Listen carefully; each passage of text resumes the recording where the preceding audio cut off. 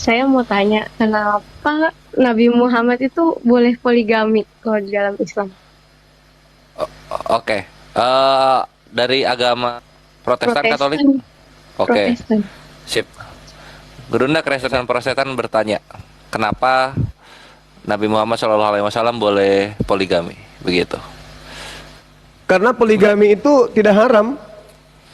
Cari di Bible atau di kitab manapun pengharaman poligami itu ada nggak? Kalau poligami Tuhan itu yang haram, nggak boleh. Nggak boleh poligami Tuhan. Tapi kalau nikah nggak ada yang haram kecuali berzina. Satu-satunya agama yang kemudian memerintahkan, menginstruksikan agar umatnya nikah cukup satu istri hanya di Islam. Fawahida. Tunjuk agama mana yang menegaskan cukup satu istri. Tunjuk. Anda tidak akan pernah bisa menemukan itu. Kenapa Rasulullah Muhammad SAW poligami? Lah karena poligami itu adalah sesuatu yang kemudian digambarkan oleh Tuhan terjadi kepada para utusan. Utusan-utusan Tuhan itu semuanya poligami. Abraham poligami. Semua mereka melakukan poligami. Nah, cuman tidak semuanya diceritakan. Jadi Rasulullah Muhammad SAW itu sebagai pemimpin umat diberikan kemudian kekhususan oleh Allah untuk kemudian menikahi lebih dari satu wanita. Itu pun yang dinikahi janda-janda tua yang sudah nggak bisa lagi diajak berjuang, dalam arti kata sama seperti Siti Khadijah dengan beliau, orang tua yang mau disantuni, yang mau diayomi dan seterusnya. Kenapa dinikahi? Ada unsur politiknya, ingin menyatukan kabilah-kabilah yang ada. Misalnya nih, saya sebagai pemimpin untuk menyatukan Makassar dengan Bugis, maka saya pakai sistem menikahi orang Makassar satu, menikahi orang Bugis satu. Ada anak saya orang Makassar, ada anak saya orang Bugis. Maka itu sudah jelas, orang Bugis dan orang Makassar menjadi satu keluarga, menjadi satu himpunan keluarga. Orang Makassar bangga punya anak dari saya, orang Bugis juga bangga punya anak dari saya. Nah, gitu maksudnya. Makanya semenanjung Arab menjadi satu di bawah panji Islam. Itu maksudnya. Jadi umat Islam bisa enggak seperti itu? Bisa. Kalau Anda seorang ustadz bisa menyatukan visi dan misi keluarga besar, silakan aja. Anda bisa adil, silakan aja. Yang penting satu, jangan mempoligamikan Tuhan. Kalau tentang poligami banyak, Yesus pun mengajarkan poligami. Lukas 18 nomor 29 nomor 30, barang siapa yang meninggalkan istrinya, dia akan mendapatkan istri berlipat kali ganda di dunia. Tuh dalilnya tuh ada. Di surga dapat enggak? Matius 19:29, barang siapa yang meninggalkan istrinya, dia akan mendapatkan istri 100 kali lipat nanti di surga. Di dunia dapat poligami, di surga juga dapat poligami. Enggak ada larangan poligami itu, enggak ada. Yang salah kalau istri yang poliandri. Nggak boleh, karena kodratnya wanita itu tempat menanam, tempat kemudian untuk membuat keturunan Adam itu bertambah. Jadi kalau wanita yang poliandri itu nggak bisa tuh. Misalnya wanita, suami saya kan poligami, aku juga, nggak boleh. Begitu Anda hamil, suami Anda dua, siapa bapaknya?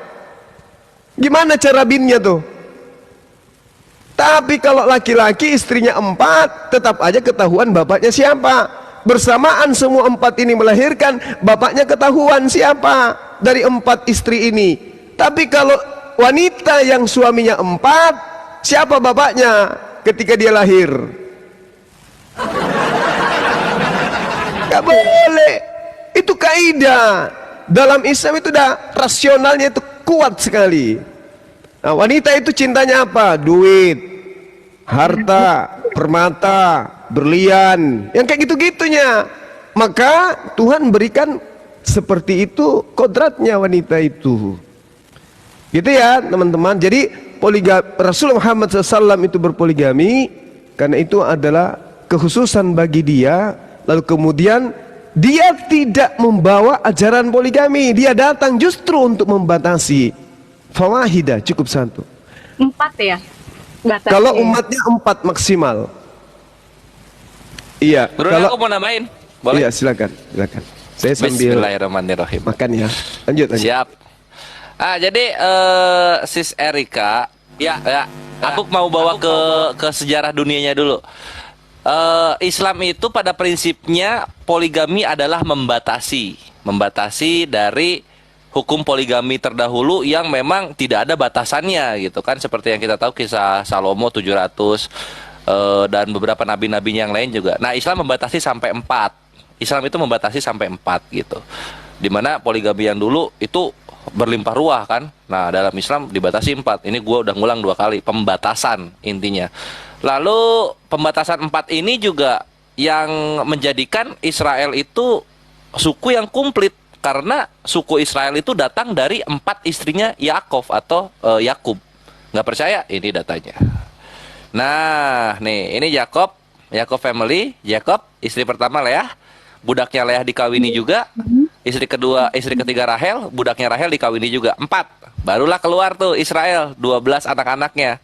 Tuh. Kalau Yakub nggak poligami, nggak akan ada suku Israel. Cakep ya? Nah, lalu kemudian yang kedua, selain prinsip pertamanya adalah membatasi, prinsip yang kedua adalah anti musyrik.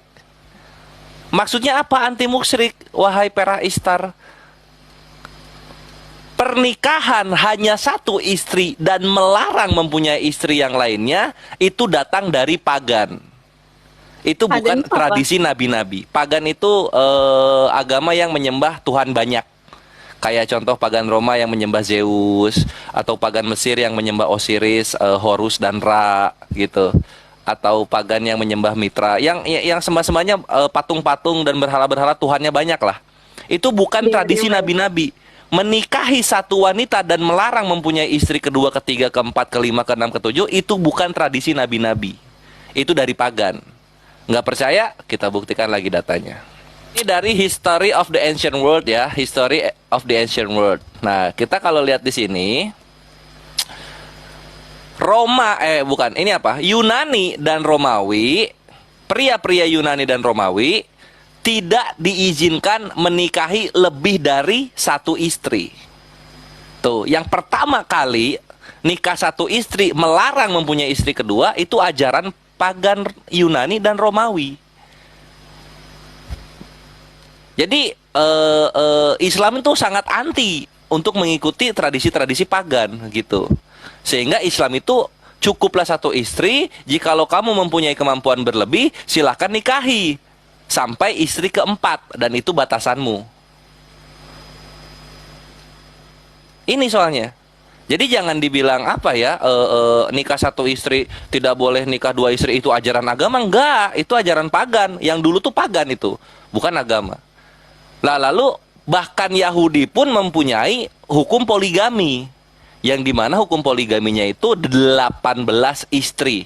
Perhatikan, 18 istri. Di mana datanya? Di sini.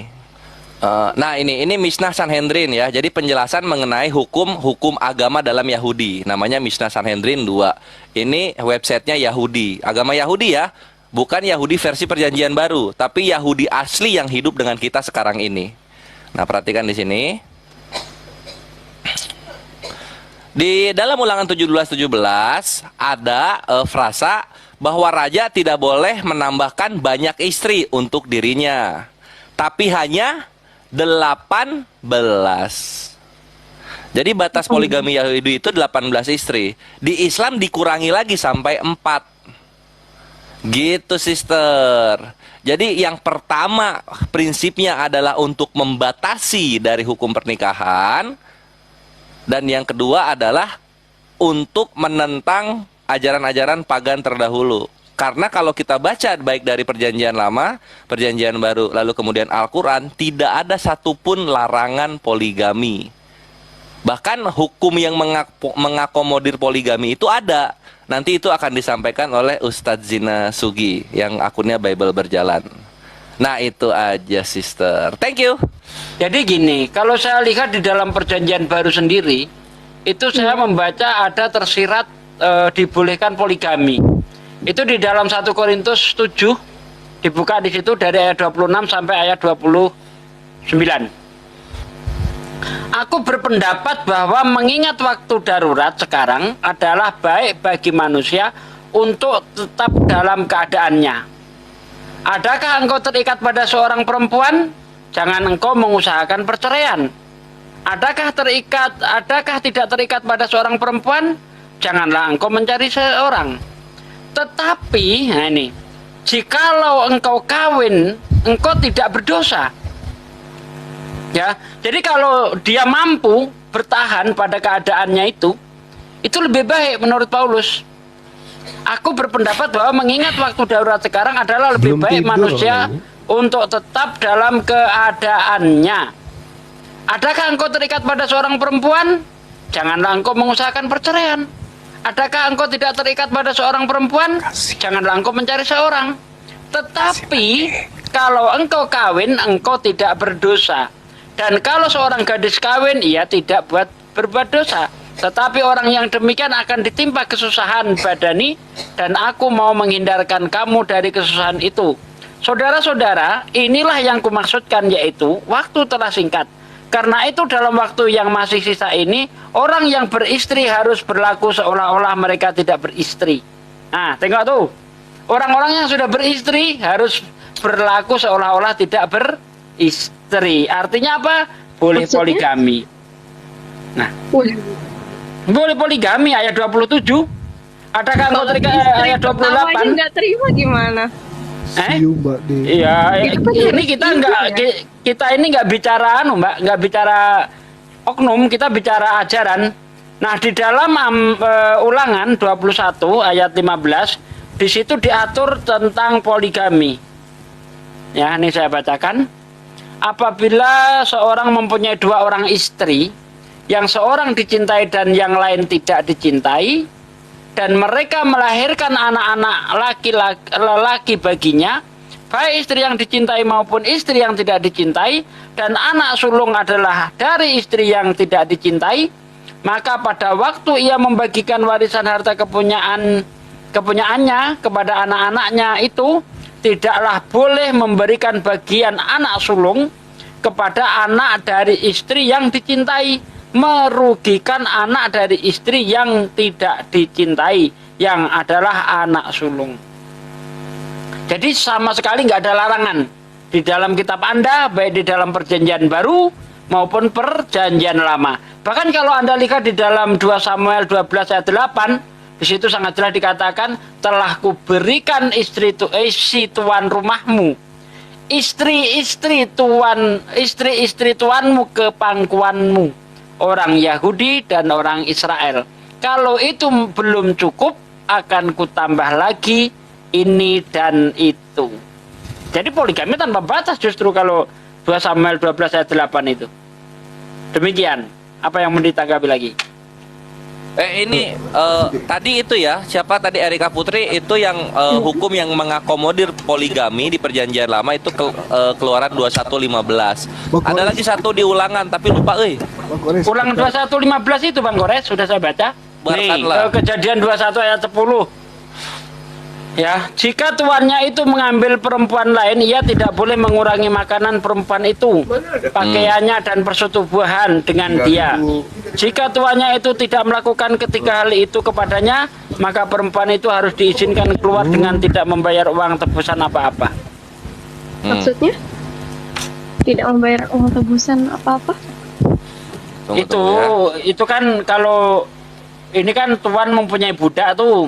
Jika tuannya itu mengambil perempuan lain, ia tidak boleh mengurangi makanan perempuan itu, pakaiannya dan persetubuhan dengan dia.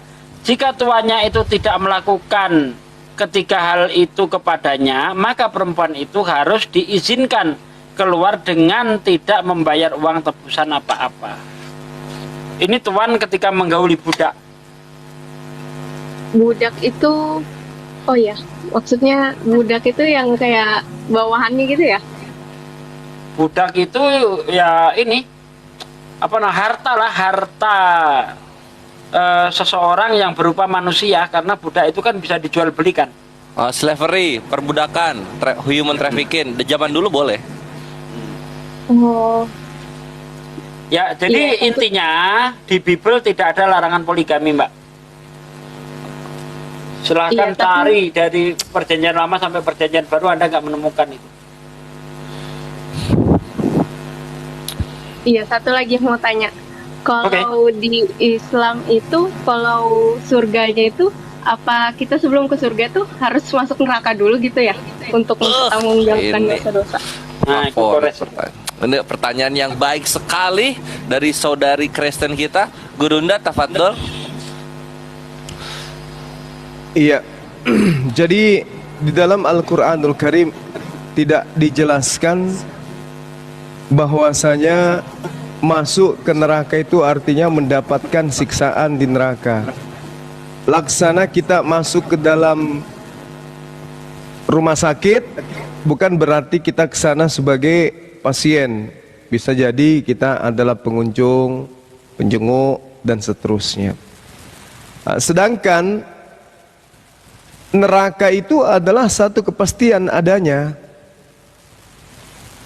Neraka itu ada satu kepastian. Artinya bahwasanya sebelum umat Islam ini kemudian sampai kepada surga, semua manusia akan melewati itu. Melewati, sama seperti melewati pemakaman, bukan berarti kita masuk menjadi mayat, menjadi orang yang dikubur. Masuk ke pemakaman bukan berarti kita masuk ke liang lahat. Di dalam Al-Qur'anul Karim diterangkan bahwasanya dalam surah Maryam ayat 71 di situ dikatakan bahwasanya semua manusia, bukan cuma umat Islam, seluruh umat manusia akan melewati titian, yaitu titian yang ada di atas sirat. Di sirat yang di bawahnya itu Sirat ada itu apa? neraka. Ya. Sirat itu apa? Sirat itu jembatan, semacam jembatan, jalan, di mana di bawahnya itu ada neraka. Wa im minkum illa wariduha kana ala rabbia hatmam maqdiyah. Jadi tidak seorang pun di antara kamu yang tidak mendatangi. Jadi kita mendatangi, tetapi kita tidak masuk ke dalam. Yang Muslim ini tidak masuk di dalam. Yang masuk jatuh ke bawah itu, ke dalam itu hanya orang-orang kafir, orang-orang musyrik. Innal ladina kafaru min ahlil kitabi wal musyrikina fi nari jahannam. Mereka masuk ke dalam jahannam. Kalau umat Islam, Allah katakan, "Tsumma nunajjil ladina taqaw wa nataruz zalimina fiha jiziyah." Kemudian kami akan menyelamatkan orang-orang yang bertakwa dan membiarkan orang-orang kufur, orang-orang zalim di dalam neraka dalam keadaan bersimpuh. Nah, itu jelas. Sedangkan kenapa kemudian umat Islam itu masuk ke dalam surga harus melewati sirat tersebut? Karena memang orang Islam itu memiliki warisan. Apa warisan umat Islam? Warisannya adalah surga Firdaus. Di mana diterangkan Al-Quran surah Al-Mu'min ayat 10 dan ayat 11. Ulaika humul warithun alladzina yarithunal firdaus hum fiha khalidun. Orang Islam memiliki warisan berupa surga Firdaus, mereka kekal di dalamnya untuk selamanya. Seperti itu. Nah, yang jadi masalah sebenarnya itu yang di Markus 5 ya akhia. Markus 5 ayat 49 kalau nggak salah. Markus 9 Markus 9, sorry. Semua manusia akan digarami dengan api. Nah, itu yang bahaya itu. Karena kenapa? Tidak ada solusi setelah semua digarami dan api, tidak ada solusi bahwa yang ini kembali ke surga, nggak ada. Digarami dengan api semua manusia. Jadi emang harus melalui neraka dulu baru diangkat ke surga gitu. Bukan masuk ke neraka. Bukan masuk ke neraka. Mendatangi artinya itu melewati. Neraka itu adalah satu kepastian yang akan dilewati. Neraka itu ada, surga itu ada. Jadi orang-orang kafir itu akan semua masuk ke dalamnya. Sedangkan umat Islam itu akan berjalan menuju kepada surga. Paham tidak, Nah, Mbak? ya. Iya. Nah ini Gurunda ya, kenapa tadi sudah dipesankan bahwa umat Islam itu memahami Al-Quran itu bukan hanya dari terjemahan. Ini salah satu contoh yang sedang dibahas oleh Gurunda. Ketika di situ kalimatnya Bismillahirrahmanirrahim, wa minkum illa wariduha, menggunakan kata wariduha, karena wariduha itu tidak semakna dia masuk. Kalau masuk itu dahiluha, dari kata Ya, dakhala. dahil, betul. Nah itu sementara kalau wariduha itu bisa mendatangi. Mendatangi. Contoh ada di ayat lain kata wariduha untuk Ya. mengambil air, bukan Air. berarti dia nyemplung Masuk ke ke dalam sumur. sumur gitu. Gitu.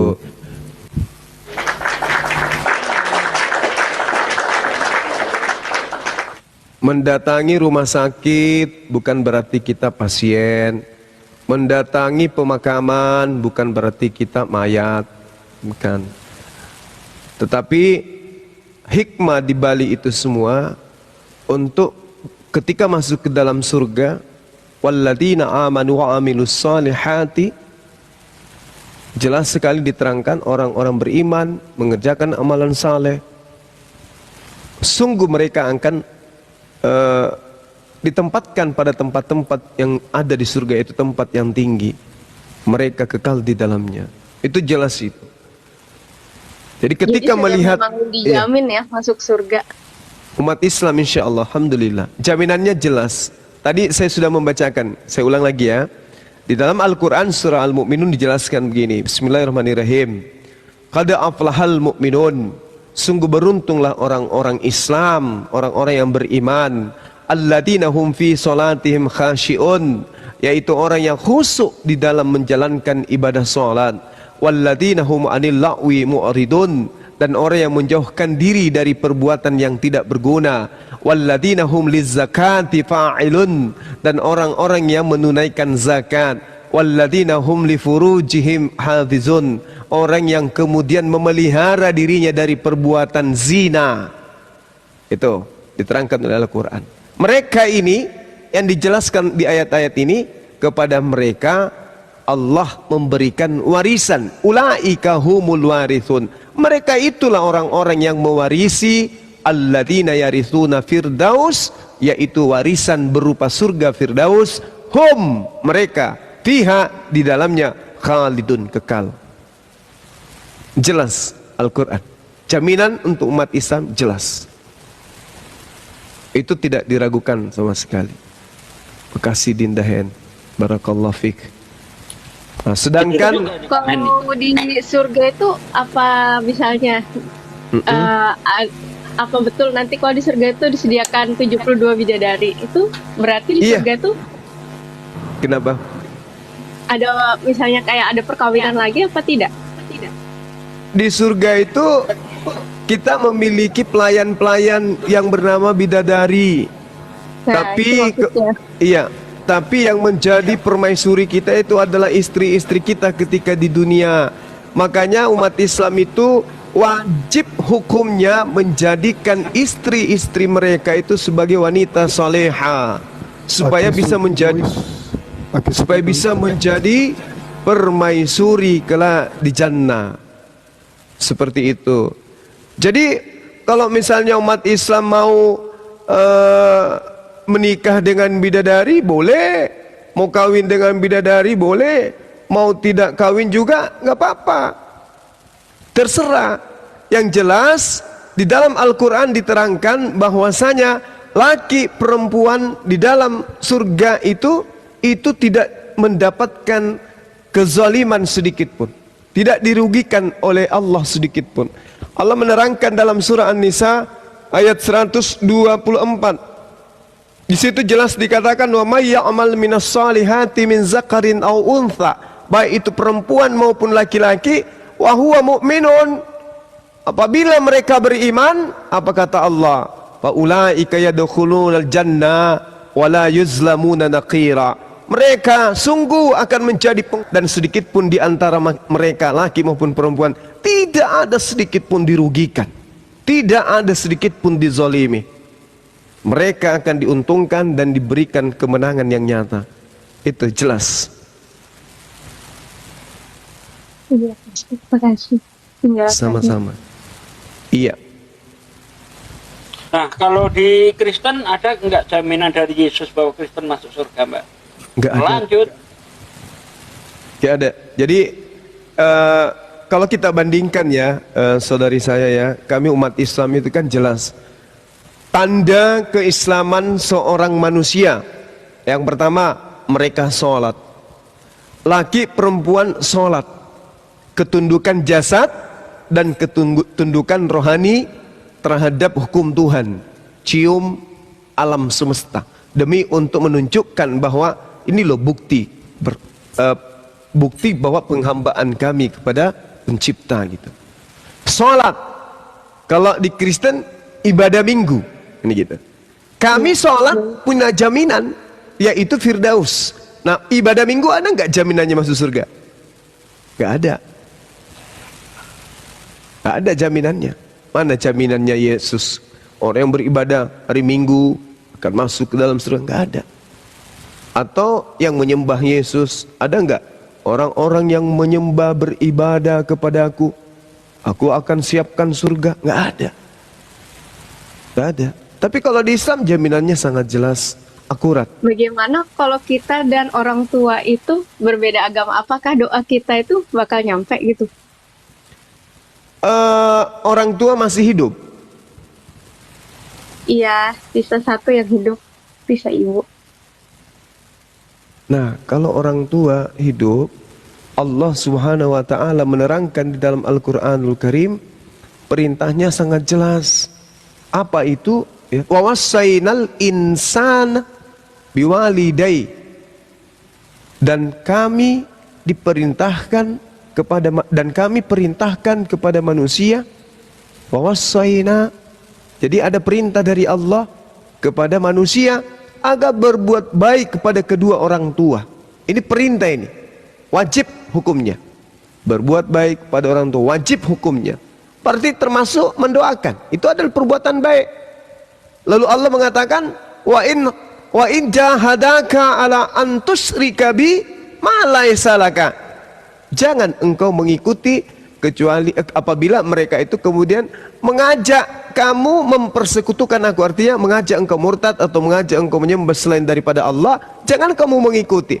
Tapi selain daripada itu wajib taat. Ya, termasuk mendoakan. Seperti itu. Jadi biar kita ziarah ke kuburnya nggak apa-apa ya?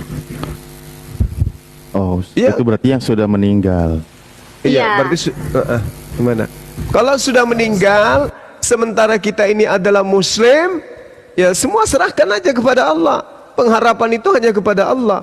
Allah yang tahu tentang hambanya. Tugas kita adalah menjadikan keturunan daripada ibu kita, orang tua kita itu menjadi anak yang saleh dan soleha. Misalnya, saudari saya ini menjadi mu'alaf, punya anak, jadikanlah anak-anak itu sebagai penghafal Quran.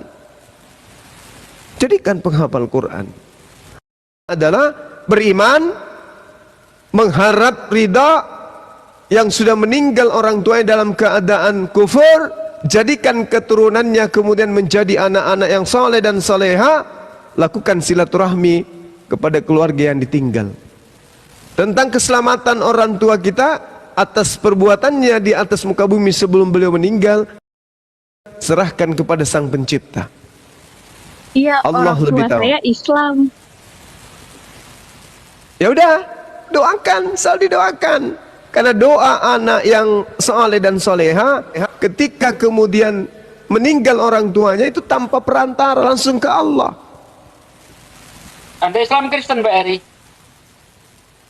Orang tua Islam, cuma saya karena dari SD Suami. udah dipelihara sama orang Kristen, jadi saya ikut mereka. Masya Allah. Anda nggak bisa doain ibu Anda, nggak nyambung doa Anda. Ini Iya enggak, tunggu. masalahnya beliau yang mau mu'alaf. dua-duanya Islam dua-duanya. Iya, orang tua dua-dua Islam, cuma Oh, karena saya alhamdulillah. dari kecil diangkat anak sama orang Kristen, jadi ikut mereka, ikut ibadah, ikut. Oh. gitu. Sekarang Itu- sama masih orang tua angkat. Tapi iya, tapi karena orang tua angkat sekarang udah meninggal juga, jadi ya udah berpisah, udah jauh sudah nggak ada sama anak-anaknya aja lagi. Ya udah, ndak rindu sama orang tua. Rindu tapi belum bisa nengok. Tapi udah meninggal. Yang Satu ayah sudah meninggal, ibu masih ada. Kalau di agama Anda yang sekarang, secinta dan sesayang apapun saudari saya terhadap keluarga, Anda nggak ketemu lagi di surga. Nggak ada dalilnya orang Kristen berjumpa dengan keluarganya, anaknya, orang tuanya, nggak ada. Tapi kalau di Islam, jannatu adnin yadkhulunaha wa man salaha min abaihim wa azwajihim wa zurriyyatihim wal malaikatu yadkhuluna alaihim min kulli bab. Jadi kalau umat Islam itu udah ditinggal ayahnya, ditinggal ibunya, ditinggal anaknya, suaminya, saudara-saudaranya, rindu kepada mereka, pingin lagi jumpa. Subhanallah, Allah mengatakan surga Aden itu dimasuki oleh umat Islam bersama dengan anak-anaknya, bersama dengan cucu-cucunya, bersama dengan pasangan-pasangannya, orang tuanya, dan seterusnya. Itu di Islam. Mereka akan berkumpul kembali dengan keluarganya di jannah, di surga. Tapi kalau di Kristen, cari datanya, itu tidak akan mungkin Anda temukan. Kalau di Islam, orang tua yang melahirkan kita, membesarkan kita, mendidik kita, menyayangi kita, membiayai kita, dan seterusnya, meninggal dunia. Sehari, 2 hari, 3 hari, setahun, 2 tahun, rindu kasih sayang mereka, rindu belayan mereka, rindu pelukan mereka, rindu kemudian ingin bersenda gurau dengan mereka, rindu dengan dekapannya, sentuhan tangannya pada kepala kita, rindu dengan itu semua. Alhamdulillah ada harapan untuk hidup pada tataran kehidupan yang kekal. Rupanya kita masih bisa hidup bersama dengan orang-orang yang kita cintai, dan itu hanya ada di dalam ajaran agama Islam. Di Kristen tidak ada. Ada di Kristen.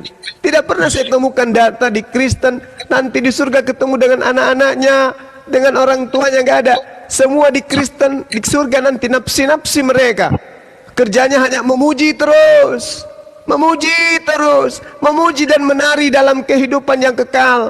Coba saudari ini bayangkan, dalam kehidupan yang kekal Anda memuji aja terus. Haleluya, haleluya, haleluya, haleluya, haleluya, haleluya, haleluya, haleluya, haleluya, haleluya. Itu Anda lakukan coba sebulan aja dulu, non stop. Apa itu kebahagiaan? Sudahnya di sana Anda jumpa orang tua, sudahnya di sana Anda ketemu keluarga. Ini surga atau apa sih? Tapi kalau di Islam, begitu mereka masuk ke dalam jannah, mereka dipertemukan dengan saudara-saudara mereka, dengan orang tua yang mereka cintai, masuk ke tempat yang paling membahagiakan. Coba Anda bayangkan kalau Anda pergi suatu kota bersama dengan keluarga yang Anda cintai, bahagianya minta ampun, bahagianya sebahagia mungkin. Bayangkan kalau Anda pada tempat yang membahagiakan, sebahagia yang tidak pernah kita bayangkan. Semua serba kebahagiaan, semua serba kenikmatan, semua serba yang dibutuhkan dan menjadi kesenangan kita selaku manusia, lengkap fasilitasnya. Kemudian di situ bersama dengan orang-orang yang kita cintai, dalam kehidupan kekal, nggak ada lagi sakit, nggak ada lagi rasa dengki, iri, sakit hati, cemburu, hasad, dan seterusnya. Hidup dengan mereka dalam kehidupan yang kekal. Nikmat Tuhan mana lagi yang akan kita dustakan? Fabi ayyi ala'i rabbikuma tukazziban. Yang di sebelah, di saat kita bersendagura dengan keluarga menikmati kebahagiaan di surga, yang di sebelah, surganya sebelah, belum memuji, belum lagi ada naga perang. La haula wala quwata illa billah. Sementara perang, Mikail berperang dengan malaikat, Mikail dengan naga berperang. Kita orang Amerika aja dengan Irak yang berperang jauhnya dari Indonesia, kita ikut imbasnya. Ini di surga yang perang naga, coy. melawan malaikat beserta dengan serdadu-serdadunya. Kita yang ada di surga itu mau berlindung kemana coba? Jadi berbahagialah orang yang hidup di dunia dalam keadaan Islam, mati dalam keadaan Islam. Insya Allah janji Allah itu tidak akan mungkin meleset. Demikian dari saya. Kok lama kali kok jadi saya ceramah ini ya? Lanjut. Sorry, maaf.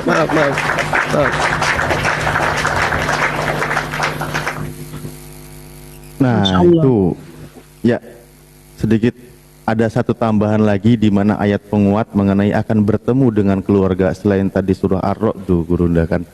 Ada juga itu di surah At-Tur ya. Surah At-Tur di mana ayat 21 di situ dikatakan Bismillahirrahmanirrahim walladzina amanu wattaba'athum dzurriyyatuhum biimanin alhaqna bihim dzurriyyatahum wa ma alatnahum min amalihim min syai'. Dan orang-orang yang beriman dan yang anak cucu mereka mengikuti mereka dalam keimanan, kami hubungkan anak cucu mereka dengan mereka dan kami tidak mengurangi sedikit pun dari pahala amal mereka. Setiap manusia terikat dengan apa yang dikerjakannya. Di dalam Islam nanti akan bertemu dengan keluarga, anak cucu, saudara, kerabat ketika mereka sama-sama beriman. Makanya tadi Mbak Erika ketika menanyakan bahwa apakah doanya sampai, tadi sedikit ada miskom, kalau orang tuanya seorang mukmin, Anda juga seorang mukmin, mukminah, maka doa itu sampai walaupun dia sudah mati. Kalau beda keyakinan itu tidak sampai. Ketika Anda menjadi seorang mukminah, orang yang beriman, seorang muslimah, dan orang tua juga seorang muslimah, maka nanti akan bertemu bersama keluarga, anak cucu di jannah. Begitu. Iya, makasih penjelasannya. Mbak Erika, Masya Allah. Iya, udah paham. Kenapa Kita nggak ada keinginan untuk mengalap. Ada, tapi mulainya itu masih bimbang, masih apa ya? Harus belajar dari mana, belum lagi orang sekitar nanti. Ya, kalau saran saya pikirkan diri Anda. Jangan memikirkan orang lain. Karena keselamatan Anda itu pada Anda sendiri, bukan atas usaha orang lain. Misalnya ibu kalau udah meninggal ya itu minta jangan lupa ziarah, jangan lupa kirimkan Al-Fatihah, sedangkan saya belum bisa lakuin itu. Ya Anda beda keyakinan memang, doa Anda tidak akan sampai karena dia adalah seorang mukmin ibumu gitu, kecuali Anda seiman. Kalau Anda seiman, Anda doakan, sampaikan walaupun menggunakan bahasa yang Anda pahami, tentu doa itu adalah kebaikan, pasti akan sampai. Kata Allah apa? Ud'uni astajib lakum, berdoalah kepadaku, mintalah kepadaku, pasti akan aku kabulkan apa yang kau minta. Apalagi doa kebaikan untuk orang tua, doa keselamatan untuk orang tua, justru itu yang dianjurkan di dalam Al-Quran. Begitu Mbak. Rindu sama mama? Rindu, cuma takut juga mau ketemu.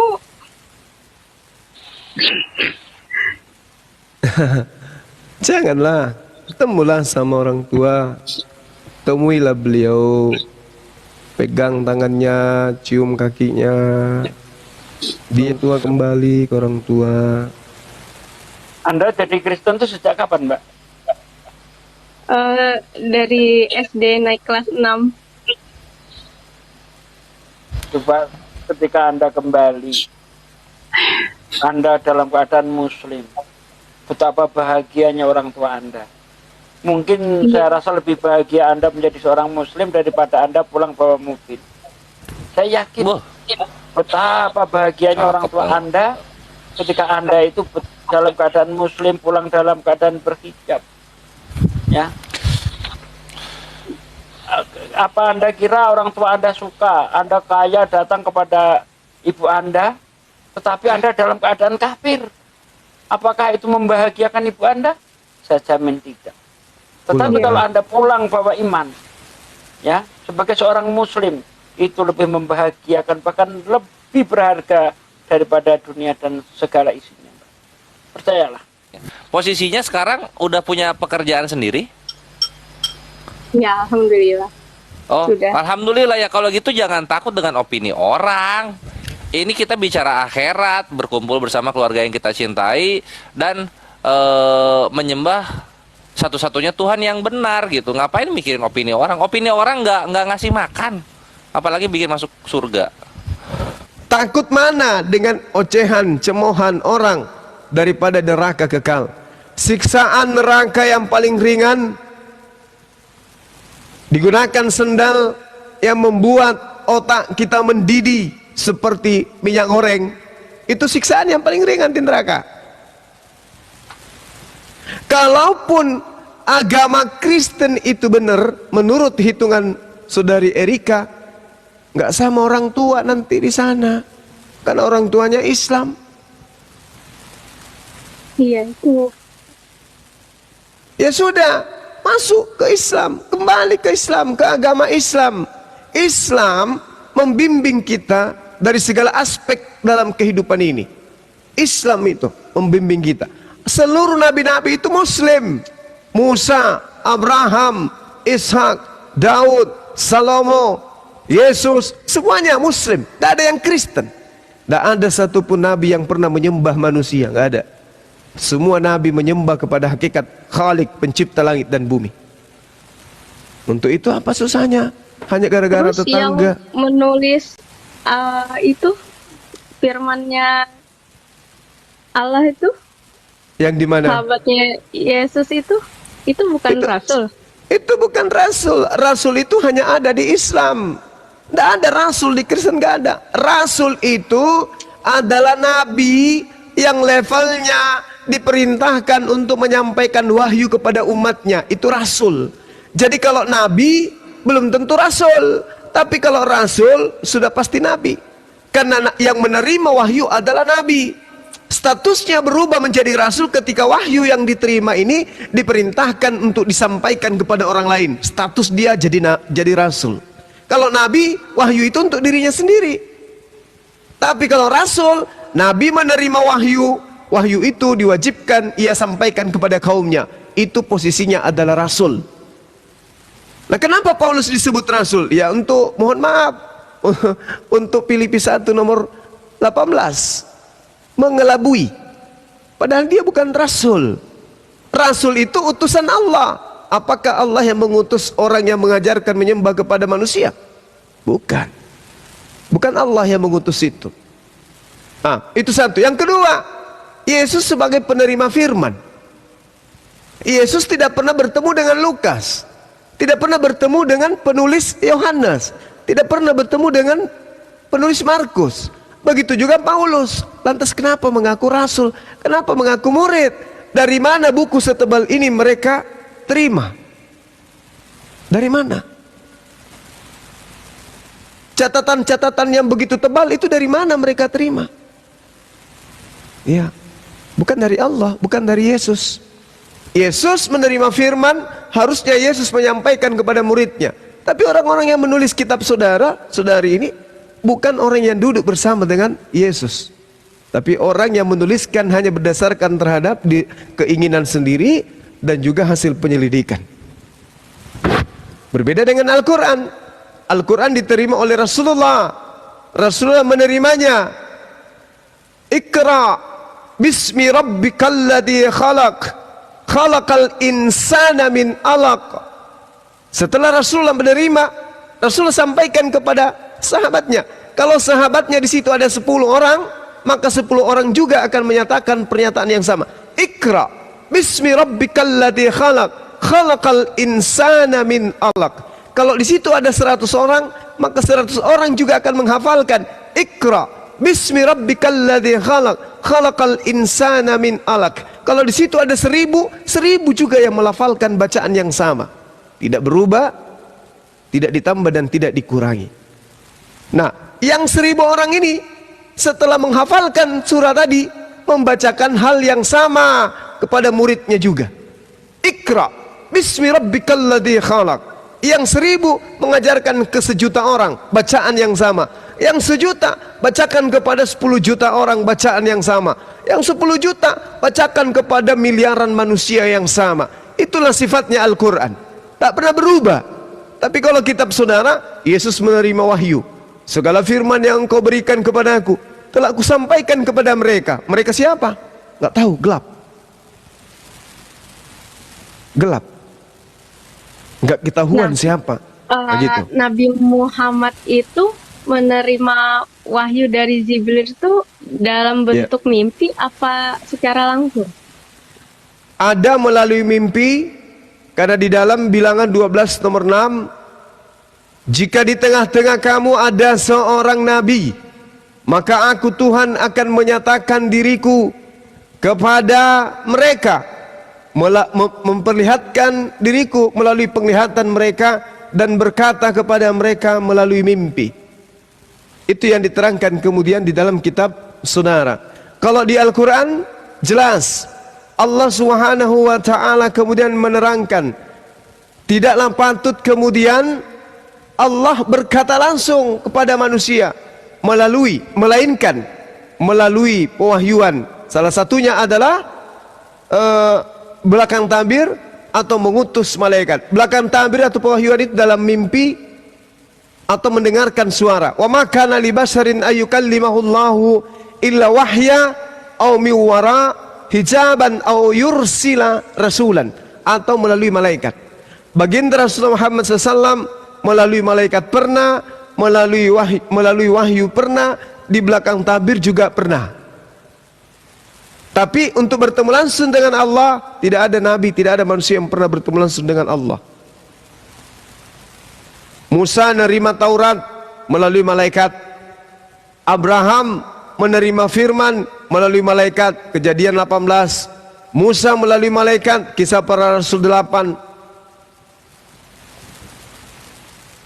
Kayak gitu. Kisah Para Rasul 7, sorry. Yesus pun menerima wahyu dari malaikat. Dan ketika malaikat datang memberi kekuatan kepada dia, keringat Yesus keluar seperti bintik-bintik darah, dan ketakutan. Seperti itu. Silakan yang lain kalau ada yang mau ditambahkan. Sis, jadi gini sekarang konsepnya ya. Konsepnya itu membahagiakan orang tua. Enggak, menyembah Tuhan yang benar, lalu bersyahadat, lalu kabarkan kabar gembira bersyahadat tersebut ke orang tua, lalu ketemu. Lalu setelah itu bermajelis dengan muslimah yang lainnya, sebagaimana tadi saudara kita Mariam Oktaviani tuh, kayak gitu. Oke, Mbak Erika siap bersyahadat malam ini? Siap. Masya Allah. Lanjut lagi. Masya Allah. Ditutup dong rambutnya. Nggak ada pelan-pelan sambil nutup. di kepala, taruh di kepala itu sayang. Ya, Makanya Bunda contohin Bunda. Masya Allah. Orang cantik gini kok mau jadi bahan bakar api neraka? Nggak cocok. Cocoknya jadi penghuni surga. Cantik kok. Masya Allah. Cantik banget. Udah langsung aja ya. Cuma dituntun. Iya. Bismillah. Bismillahirrahmanirrahim. Bismillahirrahmanirrahim. Dengan menyebut nama Allah Dengan menyebut nama Allah yang maha pemurah lagi maha penyayang. dengan menyebut nama Allah yang maha pemurah lagi maha penyayang. Asyhadu Asyhadu Allah alla ilaha ilaha illallah illallah wa asyhadu wa asyhadu anna anna Muhammadan Muhammadan Rasulullah. Rasulullah. Aku bersaksi bahwa tidak ada Tuhan selain Allah, bahwa tidak ada Tuhan selain Allah. dan aku bersaksi Dan aku bersaksi bahwa Nabi Muhammad bahwa Nabi Muhammad adalah Rasul utusan Allah.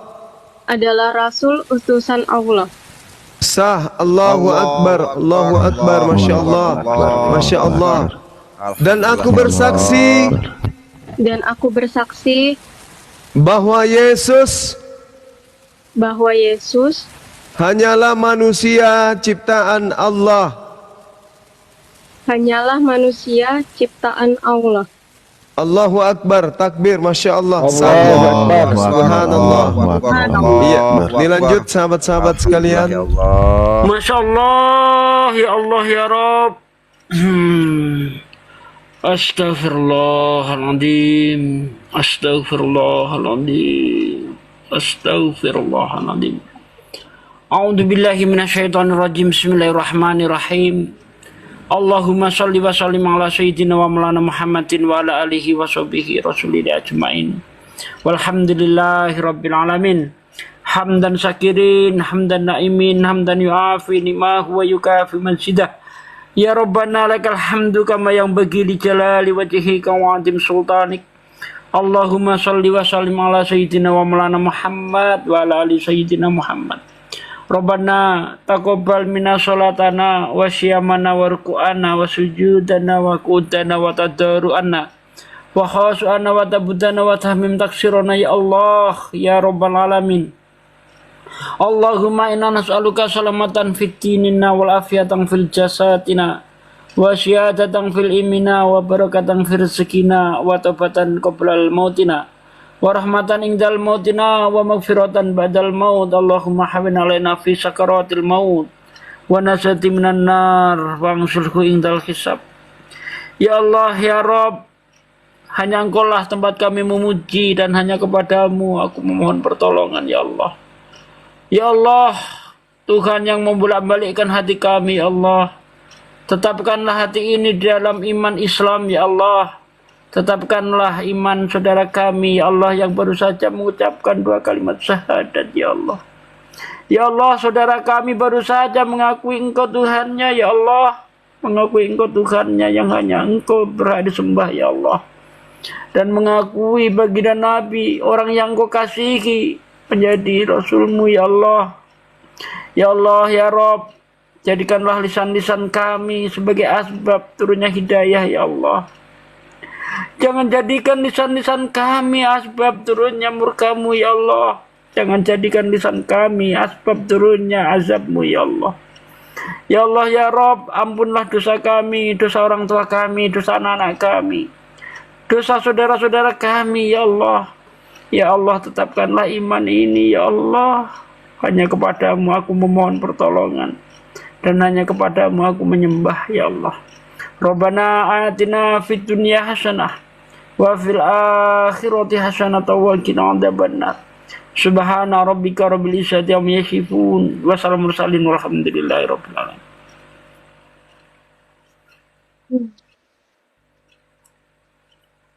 Amin, amin ya Allah ya Rabbal Alamin. Alhamdulillah Mbak Erika, engkau sekarang menjadi seorang muslimah. Tiada lagi penghalang doamu kepada keluargamu, kepada orang tuamu, baik yang masih hidup maupun yang sudah wafat. Ya, insya Allah justru ada satu keterangan memang sesungguhnya seseorang itu benar-benar diangkat derajatnya di surga, sehingga dia pun bertanya yang diangkat derajatnya, dari mana ini sehingga dia derajatnya diangkat? Apa dia katakan? Karena istighfar anakmu untukmu. Jadi seorang anak yang mendoakan orang tuanya, terus menerus mendoakan sebagaimana kami umat Islam biasa mendoakan, Rabbighfir lana wali walidaina warhamhuma kama rabbayana shigoro. Ya Allah ya Tuhan kami, atau Rabbighfirli, ya Tuhan kami, ampunilah kami dan kedua orang tua kami, ampunilah mereka, sayangilah mereka sebagaimana mereka menyayangi kami waktu kecil. Nah, doa-doa seperti itu menghantarkan, mengangkat derajat orang tua nanti di surga, tanpa mengurangi derajat Anda nanti di surga. Dan insya Allah nanti engkau masuk ke dalam surga bersama-sama dengan saudara, bertemu dengan keluarga ya. Namun berikutnya tetap wajib kami sampaikan, ketika engkau menjadi seorang muslimah, ditekankan tentu kalau dia laki-laki maka diperintahkan khitan, kalau perempuan tidak harus. Namun berikutnya adalah sebagai keutamaan, silahkan mandi besar, niat saya mandi besar, niat karena Allah Ta'ala, ya, lalu bersihkan seluruh anggota tubuh. Jangan lupa nanti waktu sholat subuh kamu niatkan sholat, ingat kepada Allah, atau ada kawannya di samping yang sudah muslim duluan, ikutin saja gerakannya. Baru bisa baca bismillah, bacalah semampunya itu, ya. Nanti berikutnya ikuti semua syariat yang ada di dalam Islam, karena ketentuannya di dalam Islam itu menjalankan syariat Islam. Udkhulu fisilmi kafah, masuklah kamu ke dalam Islam secara menyeluruh, secara kafah, ya. Jalankan syariat Islam, sholat, puasa, zakat, haji bila mampu, dan seterusnya. Itu yang wajib dijalankan sebagai seorang muslim. Nah, begitu ya Mbak ya. Dan juga lupa tadi poin apa lagi ya. Oke, itu dulu ya mungkin, karena Sedikit nggak ya. perlu hitan, saya lupa ya. Sedikit Silakan. karena ini awal adinda kita ini menjadi Islam ya. Bagaimana kalau kita bersama-sama mengiringi memberikan doa, mengirimkan Al-Fatihah kepada ayahnya ya, ayahandanya ya. Iya. Ya, boleh ya Ustadz. Boleh. Gitu ya kita. Oke, kita kirimkan Al-Fatihah Boleh. bersama-sama. Oh, ayahandanya yang sudah meninggal ya. Ya, kita kirimkan. Mengawali doanya kepada ayahnya. Ya. Ayo dipimpin Ustadz. Oh, baik. Boleh jika tidak keberatan, sebutkan nama ayahanda bin siapa gitu. Itu lebih afdol, lebih tertuju, lebih tepat. Muhammad Yusuf Manopo bin itu nama bapaknya ya? Iya, betul. Muhammad Yusuf Manopo bin Hasan Datuk Manopo. Semoga Allah lapangkan kuburnya, diampuni Amin. segala dosa dan hilap juga kesalahannya, Amin. berada di tempat yang Allah ridhoi, bi barakati suratil Fatihah. Al-Fatihah. A'udzubillahi minasyaitonirrajim. Bismillahirrahmanirrahim. Alhamdulillahirabbil alamin. Arrahmanirrahim. Maliki yaumiddin. Iyyaka na'budu wa iyyaka nasta'in. Ihdinas siratal mustaqim. Siratal ladzina an'amta 'alaihim ghairil maghdubi 'alaihim waladdallin. Ya, Amin. antaranya adalah memang pahala yang akan terus mengalir menerangi tempatnya orang tua yang sudah meninggal. Salah satunya adalah waladun solihun yad'ulah. Jadi seorang anak yang soleh yang terus menerus mendoakan orang tuanya. Ya, nanti terus menerus ya, doakan. Fokus belajar, nggak apa-apa, insya Allah sesuai dengan janjinya. Sekiranya mbaknya, bukan sekiranya, harus wajib tahu nanti belajar Al-Quran. Besok nanti boleh DM ya, nanti ada waktu jam berapa, insya Allah siap nemenin. Dan siapa kawannya, ayo sekalian semua belajar bareng.